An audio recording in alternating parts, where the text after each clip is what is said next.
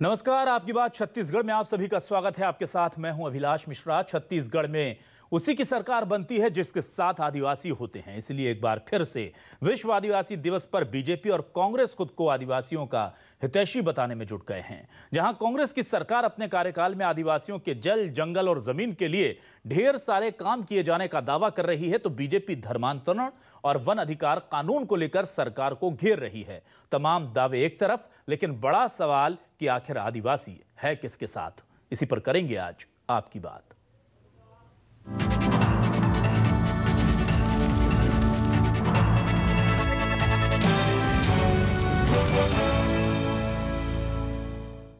आदिवासियों को लेकर के आज जब विश्व आदिवासी दिवस था तो खुद सीएम भूपेश बघेल ने मोर्चा संभाला और आज वो पूरी तरह से आदिवासियों के रंग में रंगे नजर आए। उन्होंने साफ तौर पर कहा कि भूपेश बघेल की सरकार पूरी तरह प्रतिबद्ध है आदिवासियों के हित के लिए।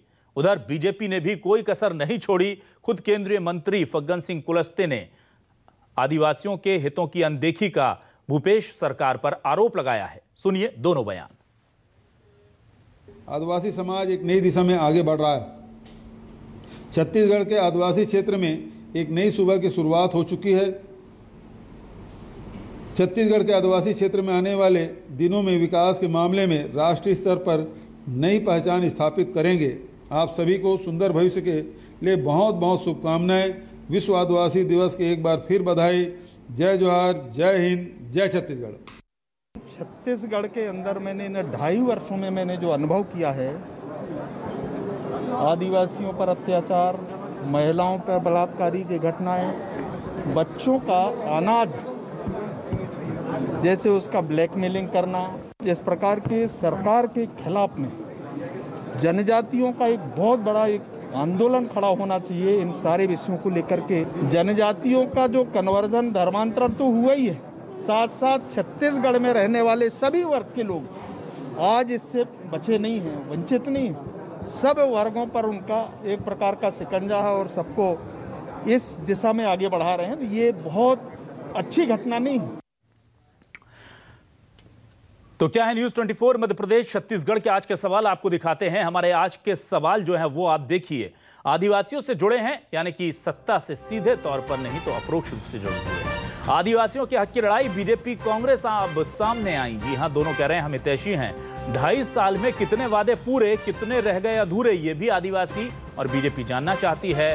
वन अधिकार कानून और धर्मांतरण, बीजेपी ने इन मुद्दों पर छेड़ दिया है रण। छत्तीसगढ़ के आदिवासी आखिर किसके साथ हैं, ये सबसे बड़ा सवाल है और इसी सवाल का जवाब जानने के लिए हम कर रहे हैं आज आपकी बात। तो हमारे साथ 2 खास मेहमान जुड़ चुके हैं। आइए सीधे रुख करते हैं अपने उन मेहमानों का। हमारे साथ जुड़े हैं भाजपा सांसद मोहन मंडावी जी। बहुत बहुत स्वागत है मोहन मंडावी जी आपका न्यूज़ 24 मध्य प्रदेश छत्तीसगढ़ पर। और हमारे साथ जुड़े हैं आरपी सिंह जी, प्रवक्ता हैं कांग्रेस के। आरपी सिंह जी, बहुत बहुत स्वागत है आपका न्यूज़ 24 मध्य प्रदेश छत्तीसगढ़ पर। सबसे पहले मैं आता हूं मोहन मंडावी जी आपके पास। आदिवासी कभी बीजेपी के साथ होता था सर, और इसीलिए सत्ता उसके हाथ होती थी। फिर आदिवासी कहीं ना कहीं छिटक गया और जिसकी वजह से सत्ता का दामन भी दूर हो गया। अब आपको क्यों लगता है कि आदिवासी बीजेपी के साथ होगा, और क्यों लगता है कि कांग्रेस ने आदिवासियों के साथ छल किया है? ये कांग्रेस अभी 2.5 साल में आदिवासियों के साथ छल किया है। इन्होंने 36 घोषणा पत्र लाए और 36 घोषणा पत्र में एक भी घोषणा पत्र का अमल नहीं हुआ। इन्होंने पेशा कानून लागू करने की बात कही आदिवासी के लिए, और आदिवासी क्षेत्र में आमूलचूल परिवर्तन की बात की है। आज आदिवासी क्षेत्र में अनाधिकृत रूप से लकड़ी कटे जा रहे हैं। हमारे आदिवासियों के लिए ना बैठने के लिए पीढ़ा है, ना सोने के लिए खाट है। सांप काट रहा है, आदमी मर रहे हैं। और ये आज कहते हैं कि आदिवासी हम हित में काम कर रहे हैं। 3 दिन तक मात्र तेंदुपत्ता तोड़ा ही चला। हमारी सरकार थी, उसमें कम से कम महीनों भर तेंदुपत्ता तोड़ते थे। साल बीज का खरीदी का कोई ठिकाना नहीं। आज हमारे आदिवासी को बेवकूफ बनाया गया है और हम समझ गए हैं, इनके बहकावे में हम लोग आ गए। अब हमारे समाज जाग गया है। आज इतना अधिक धर्मांतरण हो रहा है, हमारे देवी देवता मेला मड़ई खत्म होने की स्थिति में है। ये सरकार जब से बनी है, इतने गांव गांव मंदिर अब तोड़े जा रहे हैं, हमारे मूर्तियां तोड़े जा रहे हैं, और ये सरकार कुछ नहीं कर रही, ये धर्मांतरण कर रही है। आज हमारी इस प्रकार से धर्मांतरण होगा, आदिवासी संस्कृति, सभ्यता, मेला मड़ई सब खत्म होने की स्थिति है और देश फिर गुलामी की ओर जा रही है। इसलिए मैं आपसे निवेदन करता हूं कि इनके घोषणा पत्र का कहां पालन हुआ बताएं। ठीक। आरपी सिंह जी, आपने सुना, बड़े गंभीर आरोप हैं, पैसा कानून, जंगल कटाई, धर्मांतरण, घोषणा पत्र की अनदेखी। कहीं से भी शुरू कर सकते हैं सर, सरकार क्या पक्ष रखना चाहती है अपना? अभिलाष भाई धन्यवाद आपको जी। देखिए, शुरुआत कहां से करूं, कहां खत्म करूं, मैं समझ नहीं पा रहा हूं। ये कहते हैं कि हमने कहा था पैसा कानून लागू करेंगे, हम नहीं कर पाए, देवी देवताओं का मंदिर टूट गए, धर्मांतरण हो गया। तो हमारी सरकार को तो अभी 5-2.5 साल का कार्यकाल हुआ है। आप 15 वर्षों तक निष्ठा पूर्वक आदिवासियों की सेवा करते तो मेरे भाई 2 संभाग तो आदिवासी बहुल्य है। बस्तर की 12 सीट और सरगुजा की 8 सीट, आप साफ 20 में से 1 भी सीट नहीं आपके पास। क्यों? अपने दिल पे हाथ रख के जरा टटोलिए कि आपने क्या किया और हम क्या करने जा रहे हैं। और एक सांसद होने के नाते मैं आपसे उम्मीद करता था कि आप सच बोलते होंगे। आदिवासी हमेशा सच बोलता, सच के साथ होता है, लेकिन आपके वक्तव्य को सुनकर मुझे बड़ा दुख हुआ। आप बस्तर के बाकी आदिवासियों के समान नहीं है, आप मोदी जी से ज्यादा प्रभावित हैं। मैं आपको चुनौती देता हूं, आप सांसद हैं, एक देवगुड़ी, एक मंदिर, एक धार्मिक स्थल टूटा हो तो आप साबित कर दीजिए, या सांसद के पद से त्याग पत्र दे दीजिएगा। साबित कर देंगे तो मैं त्याग पत्र दे दूंगा, बात नंबर 1। दूसरा, 28 जिले हैं, 27 आप छोड़ के गए थे, हमने बनाया है।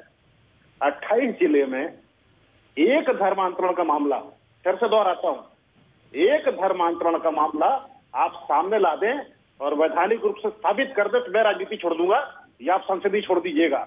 ऐसा झूठ मत बोलिए, झूठ मत बोलिए, आपसे निवेदन है मेरा, मुझसे वरिष्ठ हैं आप, सांसद हैं आप, जो कुछ कही जिम्मेदारी से कहिए। धर्मांतरण की बात जहां तक है, सुकमा जिले में कुछ ऐसी सुगबुगाहट सुनाई दी, इसके पहले कि कोई क्रियाकलाप आगे बढ़ता, वहां के जागरूक एसपी सुनील शर्मा ने अपने विभाग को पत्र लिखा कि ऐसी कोई घटना होने ना पाए, आप सतर्क हो जाइए। उसको एक मुद्दा बना रहे हैं। अरे आपके 15 साल की सरकार में किसी अधिकारी ने एक पत्र लिखा? मुझे दिखा दीजिए, चुनौती है आपको। क्यों? क्योंकि धर्मांतरण आप करवाते थे, आपकी मंशा थी, और आप ही के बड़े नेता स्वर्गीय दिलीप सिंह गिदेव, जिनको मैं प्रणाम करता हूं, हमारे अग्रज थे, वो आदिवासियों का पैर धुलवाकर घर वापसी कराते थे, ये आपके कृत्य थे। अब हमने क्या किया, थोड़ा उस पर बात कर लेते हैं। अभिलाष भाई जी, हमारी सरकार बनने के बाद इस देश में पहली बार 4200 एकड़ जमीन जो रमन सरकार ने पूंजीपति मित्रों के लिए छीन कर रखी थी, हमने वापस कर दी। हमने ये किया है। इस देश में पहली बार 2500 रुपया मानक तेंदू पत्ता का जो दर था, उसको बढ़ा के हमने किया 4000, और ये आज की तारीख में पूरे हिंदुस्तान में सर्वाधिक है। हमने ये किया कि 13 साल से जगरगुंडा और उसके जैसे 14 गांव में जो स्कूल बंद थे, आपकी मेहरबानी से उसको 1 साल के अंदर हमने चालू करा दिया। स्कूल आखिर क्यों बंद थे? आप चाहते नहीं ये थे आदिवासी पढ़े मत, पढ़ेगा तो जागरूक होगा, अपना हक मांगेगा। आपने बंद करके रखे थे। 944 मामलों में आपने आदिवासियों को फर्जी मामलों में गिरफ्तार करके जेल में डाल दिया था। अभिलाष भाई बताते हुए खुशी हो रही है आज के दिन कि हम 718 मामलों को समाप्त करके लोगों को रिहा कर चुके हैं। मुझे आपको बताते हुए खुशी हो रही है कि 128 फर्जी नक्सल मामलों में जो रमन सिंह ने आदिवासियों को गिरफ्तार किया था, हमारी सरकार ने मात्र 2.5 साल में 214 ऐसे निर्दोष लोग को जेल से रिहा कर दिया है। इनकी सरकार थी। ये 7 लघु वन उपज खरीदते, विस्तार 7, हम खरीदते 52 हिंदुस्तान में सर्वाधिक। और लघु वन उपज खरीदने के मामले में आप तो सांसद हैं, दिल्ली में पूछ लीजिएगा, 180 करोड़ रुपए हमने खरीदे हैं और हिंदुस्तान का नंबर 1 है। हाँ, गाल बजाना अलग चीज होता है। 2 दिन पहले ही छत्तीसगढ़ के लोगों को ये शुभकामनाएं भी हम दे दें कि 2 दिन पहले ही 10 अवार्ड लेकर के छत्तीसगढ़ ने पूरे देश में झंडा बुलंद किया है। लेकिन मोहन जी, मैं आपके पास आऊंगा। केंद्र की सरकार आप ही की है और इस तरह के मामलों में खासतौर से आदिवासी और जंगल से जुड़े मामलों को लेकर के पुरस्कृत कर रही राज्य सरकार को। लेकिन इसी बीच हमारे साथ एक खास मेहमान और जुड़ गए, विनोद नागवंशी, प्रवक्ता सर्व आदिवासी समाज के। और सर्व आदिवासी समाज का कितना प्रभाव है इस वक्त छत्तीसगढ़ में, किसी को बताने की जरूरत नहीं है। लेकिन विनोद जी, मैं आपसे यह जानना चाह रहा था, बीजेपी, कांग्रेस, आखिर कौन है आदिवासियों का हितैषी? क्या लगता है आपको? और क्या वाकई में धर्मांतरण हो रहा है? क्या वाकई में मूर्तियां तोड़ी जा रही हैं? ये बड़ा सवाल है। क्या पैसा कानून, वन अधिकार कानून, ये तमाम चीजें पूरी हो पाई हैं? जोहार। सर्व आदिवासी समाज जब से राज्य बना तब से अपने संवैधानिक अधिकार लगातार संघर्ष रहता। 19 फरवरी 2018 जब बीजेपी 15 साल पूर्ण हो गया था, तब एक बहुत बड़ी सभा रायपुर में करने के बाद उन्होंने जो अपने 23 सूत्री मांग सरकार के विरुद्ध प्रस्ताव पास किया और लगभग सभी जगह आंदोलन हुआ, जिसका नतीजा चुनाव में दिखा कि बीजेपी सिमट गई और कांग्रेस पूर्णता आई और रिजर्व सीट 29 होते हुए 30 विधायक कांग्रेस में है। बीजेपी ने जिन बातों पे समाज को नजरअंदाज किया और आज तक करते आ रहा है, कांग्रेस भी लमसम उसी बारगम चल रही है। मैं बता दूं, अभी सर्व समाज ने अल्टीमेटम देकर 19 जुलाई से 26 जुलाई तक लगातार 146 ब्लॉक में धरना दिया। कोई भी जनप्रतिनिधि न सुनने आए, न मुख्यमंत्री यहाँ से बुलावा आया, न प्रशासनिक स्तर पे किसी ने कोई बात रखी। आज क्षुब्ध होकर आदिवासी समाज 9 अगस्त पे सभी जगह अपने दम पे कार्यक्रम किए और आज 30 अगस्त को आर्थिक नाकेबंदी की घोषणा करना पड़ा। एक शांत समाज संगठित होके आज बुआई का समय है, कोरोना काल का भय छोड़कर सभी ब्लॉक में धरना में बैठे हुए हैं और 23 सूत्री मांग जो जस का तस रहा है, आज भी उस मांग को हम हर जगह दे रहे हैं। राज्यपाल, राष्ट्रपति, कुछ विषय सेंटर के भी हैं। सर, जो सबसे बड़ी 3 मांगे हैं वो भी हमारे दर्शकों को बता दें विनोद जी जरा। पहला मांग था सिलेगर में जो मामला हो उस पर जांच हो, मुआवजा मिले। दूसरा था पेशा का क्रियान्वयन। तीसरा था फर्जी आदिवासी जो नौकरी कर रहे हैं पिछले कई सालों से, उसमें खाली आश्वासन मिला, आज तक किसी को निकाला नहीं गया। 2.5 लाख की जो लिमिट बनाई, जो सेंटर के लिए था, स्टेट के लिए था, आज तक कोई सुनवाई नहीं हुई। सामान्य के लिए 10 लाख है, लेकिन 2.5 लाख की लिमिट आदिवासी समाज के लिए कर दिया, जो संविधान में कहीं लिखा नहीं। साथ ही जी सर, ऐसे जो मामले हैं, एक भी मामला अभी तक शांत नहीं हुआ। ठीक है, मैं आपके पास आऊंगा विनोद जी, आपके पास आऊंगा। मैं मोहन मंडावी जी के पास चलता हूं। मोहन जी, आपके जो आरोप थे उसको लेकर के बहुत बड़ी चुनौती दे दी है आरपी सिंह जी ने। आरपी सिंह जी ने कह दिया है कि अगर आप कहीं का धर्मांतरण का एक सही मामला मुझे बता देंगे तो मैं सियासत छोड़ दूंगा। वो कह रहे हैं कि अगर आपको लगता है कि किसी तरह से कोई गलत आदिवासियों के साथ हो रहा है, किसी मंदिर को तोड़ा जा रहा है, आप वो बता दीजिए, मूर्ति तोड़ी जा रही है वो बता दीजिए, मैं छोड़ दूंगा। और वो तो बहुत लंबी लिस्ट गिना रहे हैं सर। और केंद्र सरकार कहीं ना कहीं हमने देखा है कि उन्हें पुरस्कृत भी कर रही है। ऐसे में बीजेपी को क्यों लगता है कि धोखा हो रहा है आदिवासियों के साथ? अरे इस प्रकार से ये झूठे आरोप लगा रहे हैं। आप चारवा ब्लॉक में हराडुला गांव में पता लगाइए, और हमारे बस्तर में कितने जगह धर्मांतरण हुआ, अबुझमाड़ में कितना धर्मांतरण हुआ, कहां कहां चर्च बने हैं, इसको तो देखिए। और हमारे पेशा कानून लागू हुआ कि नहीं उसको देखिए। और हमारे भाई लोगों को जो धर्मांतरण के खिलाफ आवाज उठाए, मूर्ति तोड़ रहे हैं उसके लिए आवाज उठाए, उनको अंदर कर दिया गया था। अभी सिलेगर के मामला जो हम लोग उठा रहे हैं, सिलेगर में हमारे आदिवासियों को मारा गया, ये क्या देख रहे हैं? 2.5 साल में इनके श्वेत पत्र जारी किए करें कि क्या हमारे आदिवासी के विकास के लिए किए हैं, ये पता चल जाएगा। आरपी सिंह जी, यहाँ पर बड़े गंभीर आरोप देखिए विनोद नागवंशी जी ने लगाए हैं। वो आप कह रहे हैं कि आदिवासियों के साथ छत्तीसगढ़ सरकार है और जो सर्व आदिवासी समाज है वो भी छत्तीसगढ़ से ही आता है, छत्तीसगढ़ की ही जनता का एक संगठन है। और वो कह रहा है कि हम 23 सूत्रीय मांगों को लेकर सालों से घूम रहे हैं, कोई सुनने वाला नहीं है। हमारे सिलगेर है, चाहे सिलेगर पैसा कानून है, फर्जी आदिवासियों का मामला है जिसको लेकर के सीएम ने सख्त निर्देश भी दिए हैं। 2.5 लाख की लिमिट भी बहुत टेक्निकल बड़ी फंसने वाली चीज़ है सर, कि जब किसान सम्मान निधि बाकी के लिए 10 लाख, तो आदिवासियों के लिए 2.5 लाख की लिमिट क्यों सर? देखिए, नागवंशी जी कौन है, कहाँ का नेता है, मैं आज तक उनसे कभी मिला नहीं, इसलिए उनकी बातों का ठीक ठीक जवाब देना बल्कि उचित नहीं होगा। जहां तक सिलगेर की बात उन्होंने उठाई है, मैं उनकी जानकारी में एक बात ला दूं कि मूलवासी मंच जो सिलगेर के आसपास के क्षेत्र से संबंधित है, वो और वहां की सामाजिक कार्यकर्ता सोनी सोढ़ी, ये वहां से 2 बार रायपुर आए हैं। एक बार माननीय मुख्यमंत्री और प्रदेश के प्रभारी पीएल पुनिया के साथ उनकी बातचीत हुई है। दूसरी बात, ये वहां के जो स्थानीय मंत्री कवासी लखमा जी और माननीय मुख्यमंत्री जी और कुछ वरिष्ठ अधिकारियों के साथ भी चर्चा हुई। और जब ये चर्चा हुई है तो मैं वहां रहा हूं, इसलिए मुझे जानकारी है। तो सरकार जो कुछ करती है उसका जो है ढोल नहीं बजाती है, जब उसके परिणाम आते हैं तब लोगों को बताया जाता है इसका परिणाम ये है।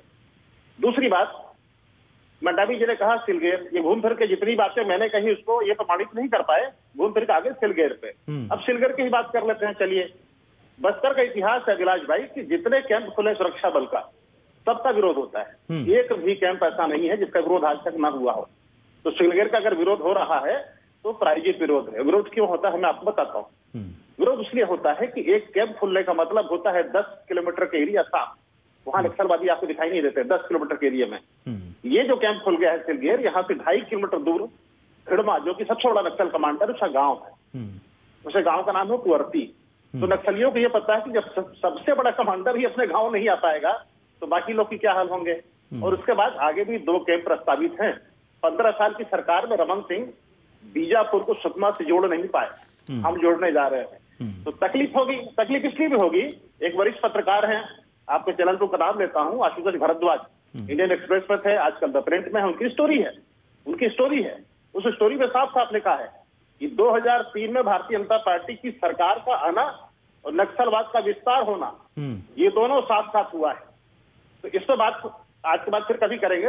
नागवंशी जी को एक बात के लिए आश्वस्त करना चाहूंगा मैं कि आपकी जो भी जायज मांगे हैं और हमारे संवैधानिक क्षेत्र के दायरे में हम पूरी करेंगे। मैं आपको अच्छी खबर देता हूं विनोद भाई कि हम इस राज्य में 2.5 वर्षों में 5 लाख आदिवासी वन पट्टा दे चुके हैं, जिसमें से 700 पट्टे हमने आज भी दिए।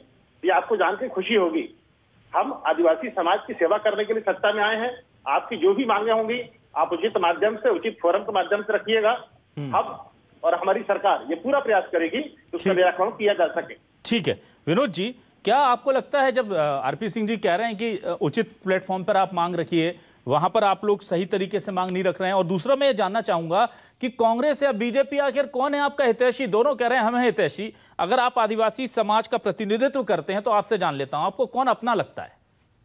आरपी सिंह तो साफ साफ मुझे जानते ही नहीं कह दिए। मैं 6 साल से साथ में काम कर रहा हूँ, आदिवासी समाज के लिए साथ में काम करते हैं, मुख्यमंत्री निवास में हम संचालन किए हैं और हर जगह हम संवैधानिक मुद्दे पे। और ये जो बात कर आरपी सिंह ना, मैं कागज विभाग 23 पॉइंट दूंगा, सारे के सारे मुद्दे संवैधानिक है। और सिलेगर मामला हमारा मुख्य नहीं है, सिलेगर विषय था और हमारा मांग है कि नक्सल समस्या का खात्मा कैसे हो। और ये जो बोल रहे हैं ना 700 लोग छोड़े हैं, वो सब जो दारू बनाते वाला मामला, नक्सल मामले भी तक कोई कार्रवाई नहीं हुआ है। जो पटनायक कमेटी बना है वो कमेटी अभी तक अपना डिक्लेरेशन दिया नहीं छोड़ने के लिए। ये किसको छोड़ दी फिर भी लाके? देखो, आरोप लगाने से पहले दोनों पार्टियां विधियां गिनती हैं। जब बीजेपी गवर्नमेंट थी उनको भी एक से अवार्ड मिला गवर्नमेंट का, लेकिन पूरी जनता एक सीरियस नकार दी। आज आरपी सिंह साहब भले तारीफ कर रहे हो, मैं कर दूं आरपी सिंह साहब, आदिवासियों की संवैधानिक मुद्दे की स्टडी अपने अधिकारियों को करवाइए। 5वीं अनुसूची का पूर्णतः उल्लंघन कर रहे हैं। और ये जो कह रहे हैं ना कि नक्सली समर्थक, तो काहे मूल निवासी बात की आप लोग? अगर वो नक्सली समर्थक थे तो काहे सीएम जाकर सीधा बात कर रहे हैं? जब समाज खुलेआम चर्चा करना चाह रही है कि जो समाज प्रताड़ित है उससे चर्चा कीजिए, आप सीधा उनसे बात कर रहे हैं। आरपी सिंह जी की आवाज दीजिए प्लीज। आरपी सिंह जी की आवाज ने प्लीज, पीसीआर आरपी सिंह जी की आवाज भी दीजिए। जी आरपी सिंह जी बोलिए, आप दोनों बोलिए। सबसे बड़ी आपत्ति नागवंशी जी आपकी इस बात से मुझे है कि आप कह रहे हैं नक्सल समर्थक, मैंने शब्द का इस्तेमाल ही नहीं किया है। 20 साल से पार्टी का प्रवक्ता हूं। नहीं, आपने कहा 10 किलोमीटर में आते हैं लोग बोल के। मुझे आप शांत रहिए, पहले शांत रहिए। क्या बोलता है इसका मतलब मुझे पता है। शांत कैसे करा देंगे आरपी सिंह जी? किसको शांत करा रहे हैं? कहा है कि नक्सल संवैधानिक मुद्दे बात कीजिए। और सुन लीजिए, अरे जब समाज जब बड़ी पूरे प्रदेश में, आप क्या बोल रहे हैं? आप सर्व समाज को नहीं जानते, आप मूल निवासी तक मिल रहे हैं, टोनी सोडिक बुलाक मिल रहे हैं। हम समाज भी बैठा है यहाँ बाकी लोग, सबको जानते हैं। आपके समाज के 2 अध्यक्ष हैं, हम दोनों को जानते हैं, सबको जानते हैं।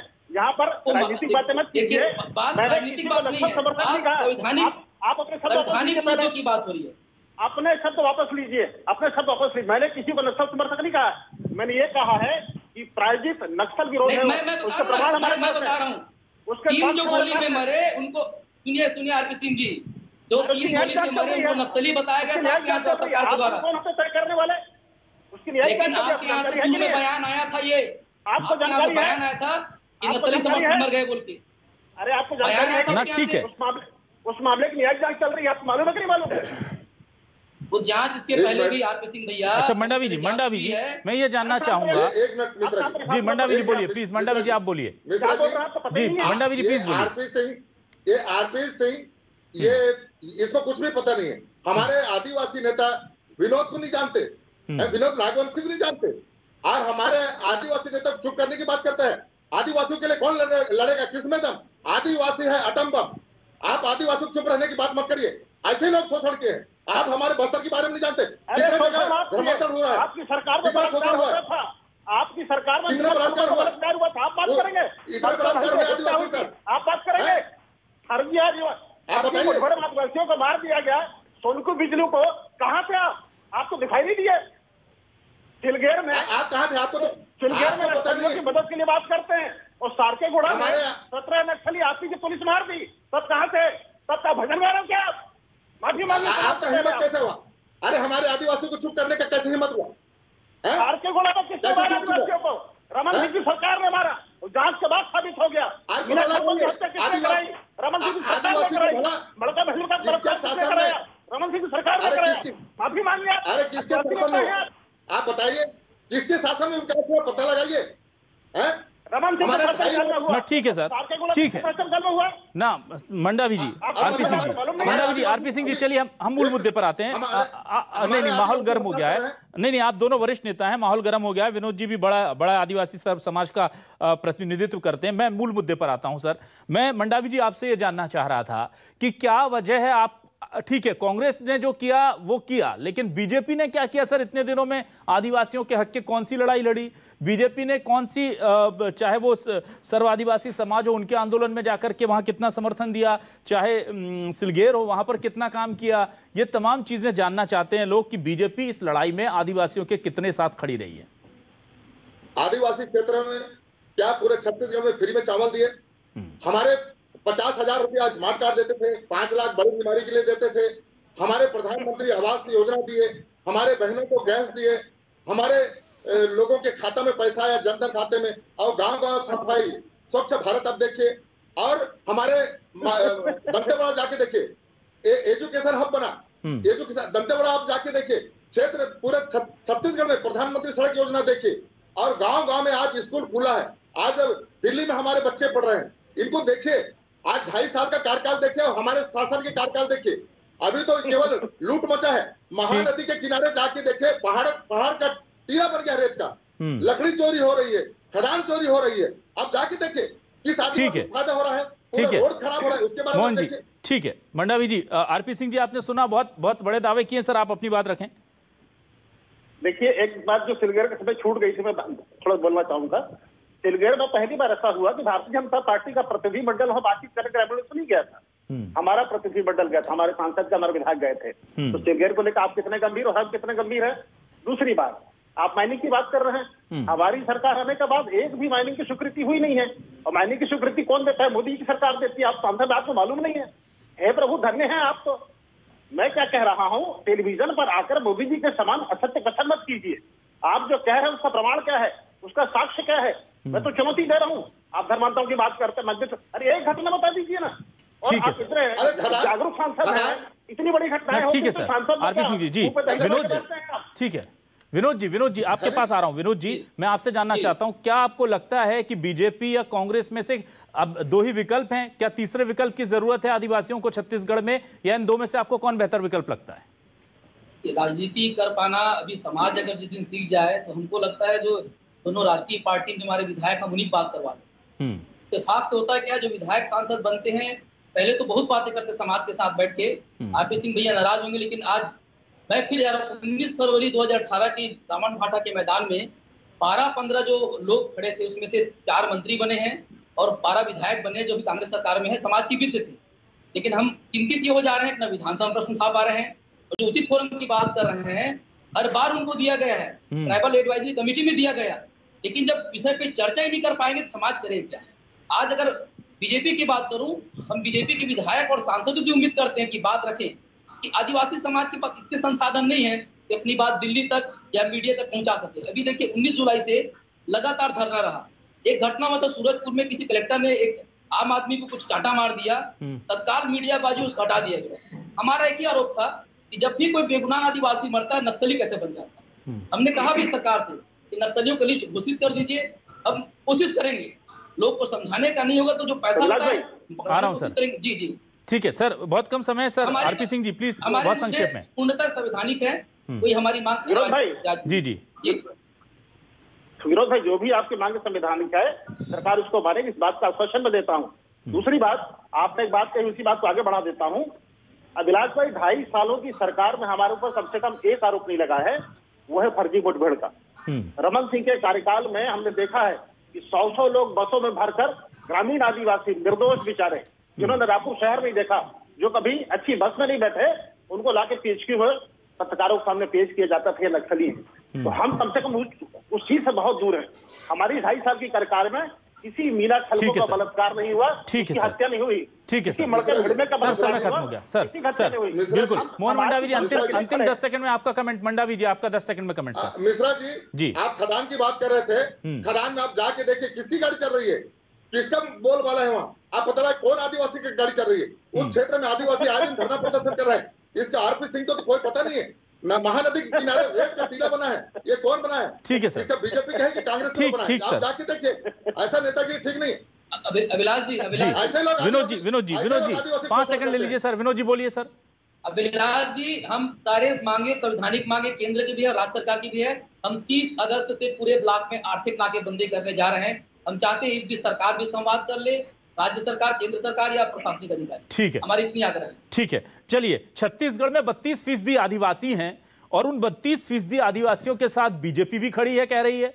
कांग्रेस कह रही है हम तो हमेशा से उन्हीं के साथ थे, और सर्व आदिवासी समाज कह रहा है कि ये दोनों नहीं है, इसलिए हमें मैदान में आना पड़ रहा है।